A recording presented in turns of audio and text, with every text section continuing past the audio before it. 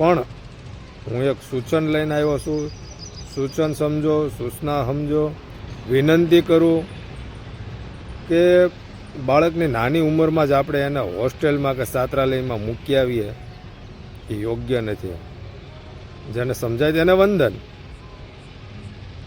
કે જે નાની ઉંમરમાં એને જે આપણે મૂકી આવીએ છીએ એને આપણે જો ભણતર માટે જ મૂકવા જઈએ, બરાબર છે ને, કે આપણો છોકરો સારી પોસ્ટ ઉપર આવે, ભણી ગણીને આગળ વધે અને પ્રગતિ કરે સારી, એવું જ મા બાપના હરેક વાલી એવું જ ઈચ્છતા હોય છે.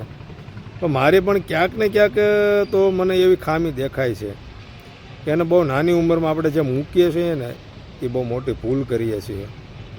એનું પણ કારણ તમને જણાવું તો અને 7-8 વર્ષની ઉંમર હોય એટલે એને જે પ્રેમ મા બાપ તરફથી જે એને મળવાનો હોય ને એ ન મળે. ભાઈ બહેનથી જુદો થાય, ભાઈ મા બાપથી જુદો થાય, માથી જુદો થાય. જેને રિયલમાં એને જે પ્રેમ મળવાનો હોય ને, જે નાની ઉંમરે જે માનો પ્રેમ મળવાનો હોય, જે સમજણ મળવાની હોય, જે સંસ્કાર મળવાના હોય, એનીથી અધૂરો રહે છે બાળક. અને પછી અમુક ઉંમર થઈ જાય, મોટો થઈ જાય ને, એનું પરિણામ રિયલમાં માતા પિતાને જ ભોગવવાનું થાય છે. બહુ સિરિયસથી હું વાત કરું છું. આ વાત મારી બહુ સમજવા જેવી છે. મેં તો મીડિયા થકી સોશિયલ મીડિયામાં પણ બહુ જોયું, છાત્રાલયમાં જોયું. એક નાની ઉંમરના બાળકને આપણે મૂકી આવીએ છીએ ને હોસ્ટેલ છાત્રાલયમાં, મને યોગ્ય નથી લાગ્યું.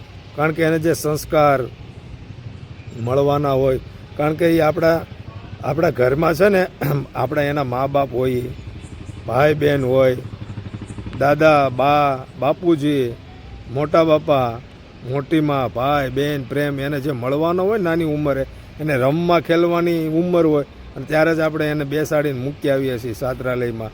એટલે મા બાપ પરિવાર કોણ છે એને અમુક ઉંમર પછી ભૂલી જાય. એની સાથે વર્તન કેવું કરે છે ને એ આજના સમયમાં તમને દેખાય છે. એની માટે જ આ બધા વૃદ્ધાશ્રમો બને છે. એટલે આપણે એનું પરિણામ આપણે જ ભોગવવું પડતું હોય છે. કારણ કે એને લાગણી ને મા બાપનો પ્રેમ ને શું છે એ એને પછી ખબર જ ન પડે.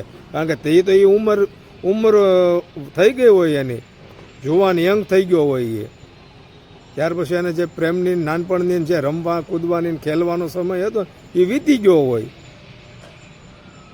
મારી વાત સાચી. ઘણી બધી લાગણીથી હું તમારી પાસે આ અપેક્ષા રાખું છું કે બને ત્યાં સુધી આ રીતના બાળકને છાત્રાલય હોસ્ટેલમાં મૂકતા નહીં. અને મારું તો ઘણું બધું વાલીને એને કહેવું છે કે ધોરણ 9-10 સુધી તો આપણે એને હારે જ રાખીએ, આપણે નજીકની સ્કૂલમાં ભણાવીએ, એની દેખભાળ રાખીએ.